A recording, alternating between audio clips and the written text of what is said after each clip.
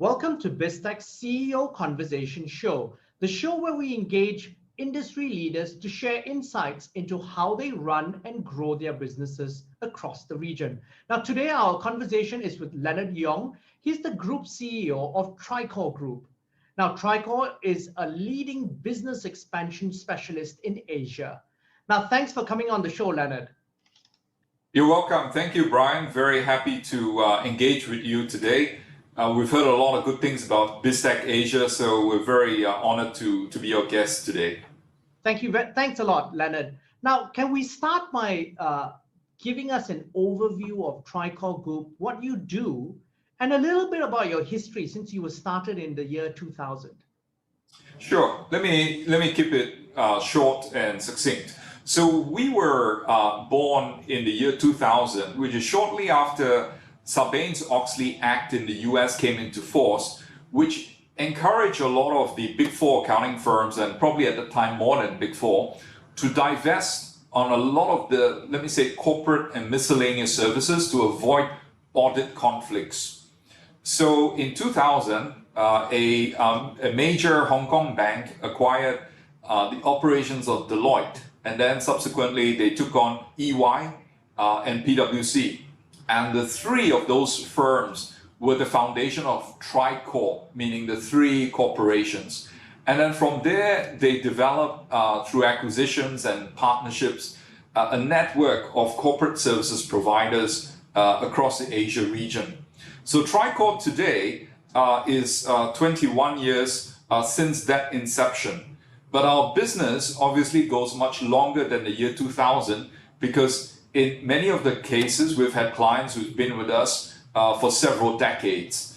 And but the formal age of Tricor is since 2000.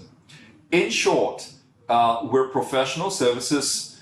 We provide incorporations, accounting, payroll. So basically anything that businesses are looking to set up across Asia, to move their operations, to set up an OpCo activity outside of their home markets, they would use Tricor. So, and that's literally an end-to-end turnkey service. Yes. So the one thing, Brian, that we don't do is audit. And because of that, there's a lot of things that Tricor can assist without entering into the conflicts. Second, our focus is on administration capability. So for clients who don't know what they want, we would suggest that they go and talk to a strategy consultant. But for the clients who already know what they want, if they want to set up an operations in Singapore, they've got a clear business plan, they just need to get it done fast and efficient, then they come to Tricor. Okay, so you're the execution guys as opposed to the strategy guys. Correct. We do more work, and we got more people, hands and feet on the ground, helping businesses to set up in ASEAN, in China, in Japan. So we don't do a lot of consulting work. We're not an expert in creating PowerPoint. We tend to be better in solving real client problems. So entering Vietnam, trying to get a license, trying to get your factory, trying to get the relevant approvals, trying to hire your financial controller, entering into China, trying to navigate with all the provincial rules, Chinese social labor regulations, and so on. That's what we do. So in other words, one of the key things is, because many of your customers are very large customers, you are literally the go-to person when they want to come to Asia, because simultaneously, as you correctly pointed out, if they've already clearly identified either internally or via a consulting firm their strategy for Asia, and it could be entry into 5 markets and doing 5 different things, from a manufacturing plant to services to partnerships. Basically, exactly. You can help them execute. Exactly. So examples of which a few years ago, we assisted Tesla to enter into the Japanese market and set up their operations in Tokyo. We also assisted a major US investment bank enter the free trade zone inside Shanghai. So they were already in China, but then applying for a specific license in the free trade zone. We helped some tech companies from the US come into ASEAN as well. We've done a lot of solar energy companies, over 20 solar energy companies entering into Vietnam. And typically what they'll do is they may have operations in Canada and the US, but then we will help them set up a holdco in Singapore, and then with an opco doing a lot of the solar panels and so on in Vietnam. So we do a variety of things. There's never a dull day. It can be as simple as assisting your clients with a payroll, to clients saying, hey, we want to move our corporation lock, stock and barrel from Tokyo to Singapore, or from Singapore, we want a market entry into China. It really varies, but we're at the end of the day the execution expert. So we deliver services and value by getting the job done, rather than writing about the job in a theoretical concept. We don't do that. Now, Lennard, GDP growth in Asia continues to outpace the rest of the world. How has COVID-19 impacted this growth and confidence of companies wanting to come into Asia? Yeah, so I think you raise a very good point. I think, in the context of Asia, because the markets and the governments here have been far more proactive in tackling some of the challenges with COVID and so on. So we've had, I would say, in general across Asia, somewhat relatively better control. In the markets such as China and so on, things have almost come back to normality. So if you look at flight radar, just to see planes moving around, you see tremendous volumes around the northern part. So anyhow, whilst GDP in general have improved, I really want to draw your attention, Brian, to something that's more specific, which is FDI, foreign direct investments. And over the 19-20-year period, because of COVID, there has been globally a substantial drop in global foreign direct investments. In fact, minus 42%, or about 859 billion in less flows. But in Asia, that has suffered less than the rest of the world. So I think, I echo your comment, but I do want to stress that there has been somewhat of a little bit of a challenge, I think, around foreign direct investments. And as you know, in the Asian emerging economies, foreign direct investments going to Thailand, going to Vietnam, going into China, is really core to the economic growth long term. Right. But so how is that a long-term trend in terms of that downtrend, or do you see a rejigging, especially because of the fact that just before COVID, in fact, there was a very strong indication that companies, because of the trade spat, that companies were actually moving operations and having a China plus one strategy.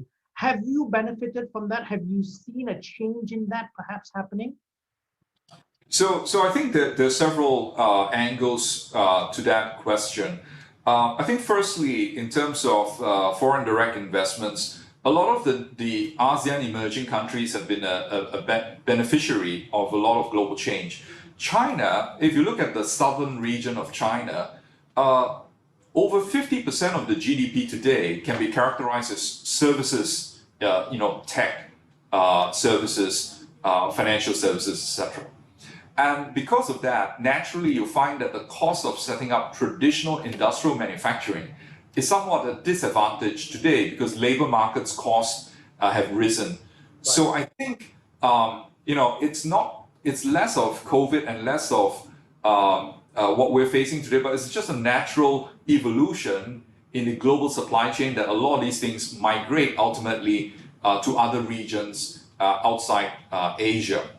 So yes, we've seen for strategic purposes establishing a lot more activities, operations in ASEAN. But then on the other hand, we still see substantial amount of foreign direct investments going to China, but more so around the services side of things.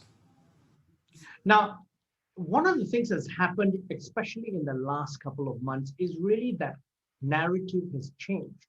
The conversations initially were around COVID. Now they're around the global recovery story. What do you think are the key focus areas for companies, large companies that you deal with, as they seek to stabilize and grow their businesses to take advantage of the uptick? I'm very optimistic. About a month ago, I spent some time in the media in Singapore and Malaysia talking about the RCEP, the Regional Economic Treaty.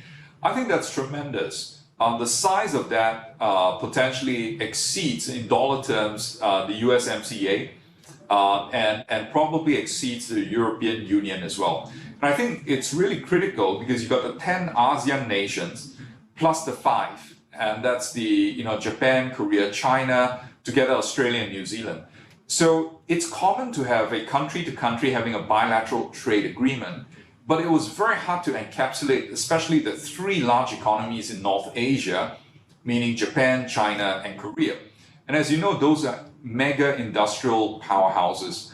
And so that, I think, will usher in the next decade of growth, because today corporations can take advantage of better tariffs, and as well there were substantial incentives and guidance for a lot of economies to plan ahead for the digital economy. So for the first time, RCEP actually articulated certain strategies around e-commerce, around digital footprint, so your digital signatures and so on. So these were stuff that may have been very advanced, let's say in Singapore, in US and so on, but now it's permeating right across ASEAN.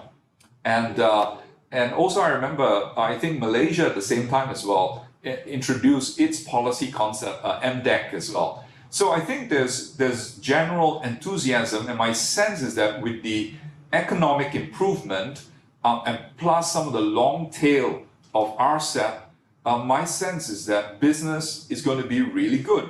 Corporations will start to review their value chain, the supply chain structure, and they will have a vastly bigger ecosystem to play with over the next decade. And also, Lennard, to echo your sentiments, COVID has been an accelerator for digital transformation and adoption across the region. Because as you said, countries like Singapore were ahead of the curve, but many other economies, especially their SMEs, the likes of Indonesia and Malaysia, really were kind of behind the curve, and the SMEs were very slow to adopt digitization. COVID has changed that whole thing. And RCEP, I think, as you said, the long tail of RCEP may be really that accelerator. Yeah. So indeed, I think with digitalization, if it was an optional extra for most corporations, I think came sometime around Chinese New Year last year, if you recall, that suddenly became accelerated and corporations had to move rapidly. Here at Tricor, we support over 1,500 listed companies in Singapore, in Malaysia, and in Hong Kong. And we all had meetings on Zoom. That was easy to do. But how do you have meetings in an AGM where you have to authenticate every single shareholder, verify their votes, and take their proxies? That was something no one had done before. And we were able to evolve pretty rapidly to come up with a lot of proprietary solutions for our client, because there was really no exception. I mean, the regulations don't say, hey, you're a big listco, you can postpone your AGM for 2 years. It just doesn't work like that. And so Invention came out of necessity. And Lennard, tell us a little bit more about that. So obviously you had to innovate to respond to your timelines, which were immovable. So what did you do? Tell us how you innovated. Yeah, so actually, to give you a little secret, about over 3 years ago, we developed a software for online participation, online voting. And I think that attracted somewhat of a muted response. But as soon as COVID hit, and AGMs were not exempted from being, from being postponed, and regulators wanted AGMs to continue, all of a sudden there was a spike. So what we had to do was adapt our software, and we relaunched it in Hong Kong, where we have a flagship of about 1,300 corporations. And today we're providing that service where we stream on a platform.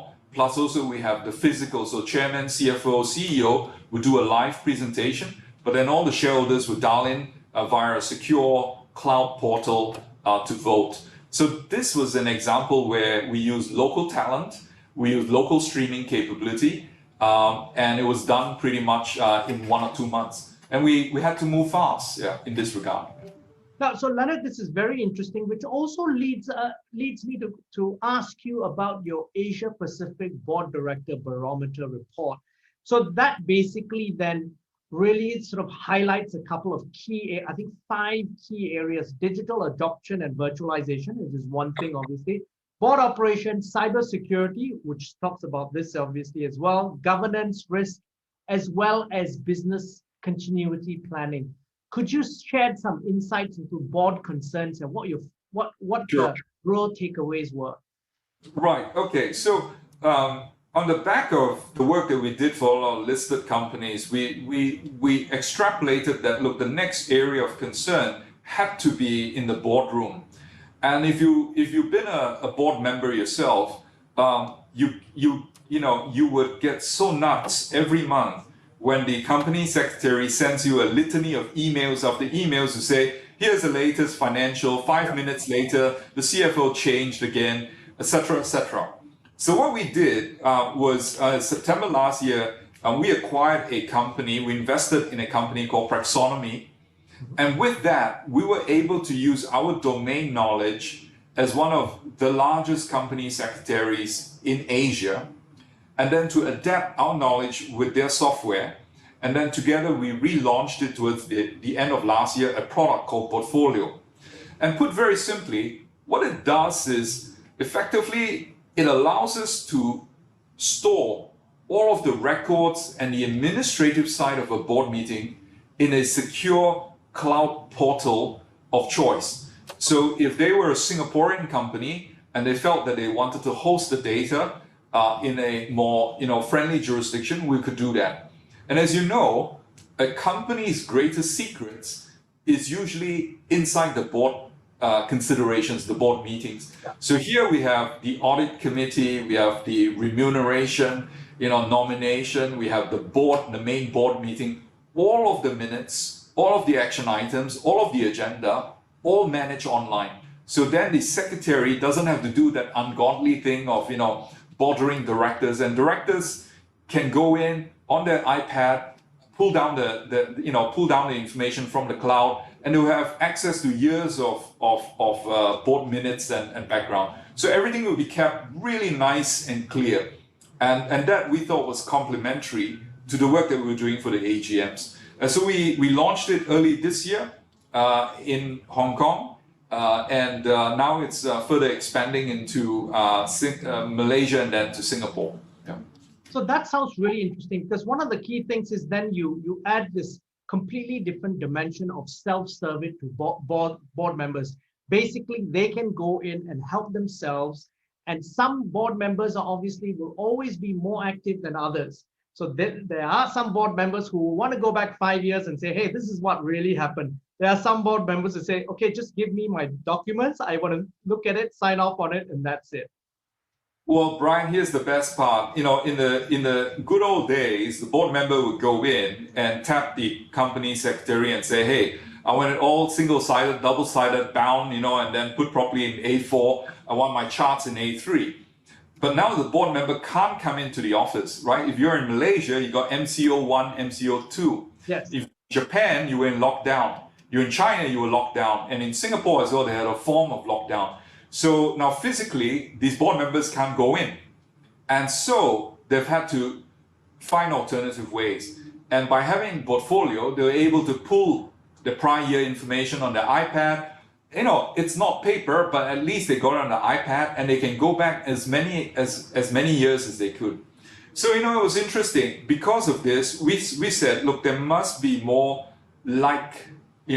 people like this. So we ran this survey with the Financial Times. We covered 770 persons, board members. 60% of them came from private institutions. Just under 20% were from listcos, and then the rest were either government or not-for-profit. And overwhelmingly, the key message, if I distill it, there was significant concerns by board members regarding the board operations, not the whole company, specifically around governance, risk compliance, and also around BCP. So they knew that the business was still chugging along and the CEOs were giving good updates, but they were just not 100% sure that because things moved so quickly, whether the BCP plans were rock solid and whether the governance and risk and compliance of their board meetings were secure. So those were the two messages coming out of there. And we were distilling this, and we had a press meeting last week. In essence, there was lots of confidence that we're all going to the new world, right? Almost over 80% are very sure that things won't go back. You know, before COVID, 5% had virtual meetings. During COVID, it was substantial. But here's the key. They now say that after COVID subsides, 54% will still be virtual. Now, what's on the horizon for the Tricor Group moving forward? What will be a company's focus and priorities in the next year or so? So we're set up to be a major player in Asia, and we see that there's strong growth still coming from the US, and also I think we're operating very closely with the Chinese markets and also in North Asia and Japan.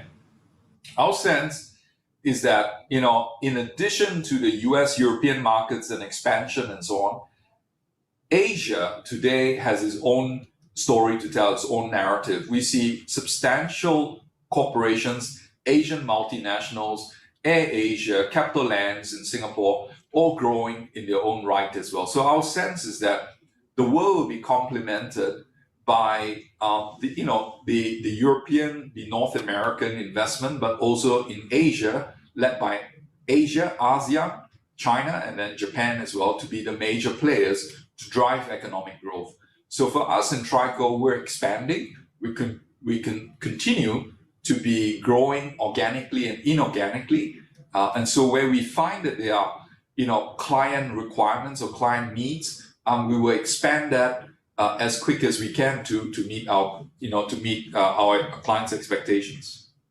Now, Lennard, final question. Now, as a business leader that partners companies in their business expansion across Asia, what are some of the things, given your experience, that you would advise leaders who are coming into Asia for the first time on key things to look out for and do when they're doing business in Asia? Yeah. So one of the most common pitfalls for businesses when they come out to Asia is to make an assumption that whatever they will be accustomed to in the UK, in Europe, or in North America, that those will be the same operating conditions in Asia. So let me give you a very simple example. As you know, in Malaysia, Singapore, and Hong Kong, these are former British colonies. So the company secretarial, the company ordinance, or the Corporations Act, no matter whichever way you call it, fundamentally is all governed around the same basis. So we could go out, incorporate a company, set up a bank account. You could incorporate in less than a day. But when a business wants to enter into Vietnam, into China, there's no such concept as incorporations. It's actually a foreign direct investment. And so that whole process requires not just a corporation, but it requires a business plan. It requires capital investments. It requires a foreign investment review and approval. And in China, there's a lot of hoops to go through, the NDRC, and then to talk to the provincial government. So those were examples where you first cannot assume that what applies to you back home is the same. Second, there is the second most common pitfall is whatever they do back in the home market, they will extend an expatriate out to those markets, and often the expatriates will make the second mistake by assuming that it should be just like home. And often even the culture when they develop the team, if you have a more North American culture, you're big on town halls and engagement, which are very essential, very good things. But over in the Asian culture, in Japan and Singapore and China, those would be received in very different ways. So I think if I sum it up, not just from a self-serving perspective, often the use of the right tools, the right consultants, will get you the accelerated result. Companies who fully understand how to set up payroll, how to get your corporation, how to get your bank accounts, how to fix up, labor, social benefit problems, and so on, can really get those business started easily. And I think that's the advice that I would give. And in a world where there's fast, rapid change in regulation, people need to realize that Asia Pacific is not one single jurisdiction with one single regulator in one single currency. It's the most diverse. And Brian, you and I, we live here, we know it. So that's the key message I want the listeners to be aware of. Lennard, thank you very much for taking the time to share your insights. Brian, it's been my pleasure. Take care. Now, I'm Brian Fernandez, and I've been speaking to Lennard Yong, Group CEO of Tricor Group, on BizTech's CEO Conversation Show. Now, this video will be on our Facebook and LinkedIn sites, as well as our website, www.biztech.asia. Please like and subscribe our Facebook and LinkedIn pages. Thank you very much for watching.